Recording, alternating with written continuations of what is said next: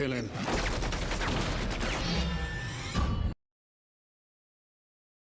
Film की शुरुआत होती है और हमें 500 साल पहले का वक्त दिखाया गया है, जिसमें एक आदमी दिखाया जाता है। उसका नाम गाय फोकस होता है। दरअसल ये आदमी गवर्नमेंट के सख्त खिलाफ था, क्योंकि जिस तरह गवर्नमेंट लोगों पे रूल कर रही थी, इसे ये सब बिल्कुल पसंद नहीं था। इसलिए अब गाय फोकस लोगों के साथ मिलकर गवर्नमेंट की बिल्डिंग को आग लगाता है और उनको तबाह करने की पूरी सी कोशिश करता है। मगर बदकिस्मती से वो ऐसा नहीं कर सकता, मतलब उसे पकड़ लिया जाता है और सजा के तौर पर उसे फांसी दे दी जाती है। जिसके बाद सीन शिफ्ट होता है और कहानी प्रेजेंट में आती है, जहाँ 2032 का टाइम पीरियड दिखाया गया। हमें एक लड़की दिखाई जाती है जो इस मूवी की पहली मेन कैरेक्टर है, जिसका नाम ईवी होता है, जो इस वक्त टेलीविजन नेटवर्क पे जॉब करती थी। उसके बाद हमें एक रात का सीन दिखाया जाता है, जहां बाहर कर्फ्यू लगा हुआ था। ये कर्फ्यू गवर्नमेंट की तरफ से था। अब ईवी रात के वक्त कहीं जा रही थी, तभी दो आदमी उसे घेर लेते हैं और उससे मिसबिहेव करने लगते हैं, क्योंकि ये आदमी गवर्नमेंट पार्टी से बिलोंग करते थे। ये देख ईवी खुद को डिफेंड करने लगती है और हेल्प के लिए चिल्लाती है। अभी वहाँ इस मूवी का दूसरा मेन कैरेक्टर एक मास्क फिगर आदमी आता है, जिसने अपना चेहरा छुपा रखा था और अपने सर को हेड से कवर कर रखा था। मगर वो इस तरह डिस्गाइज होकर क्यों आया था, ये हमें स्टोरी के आगे बताया जाएगा।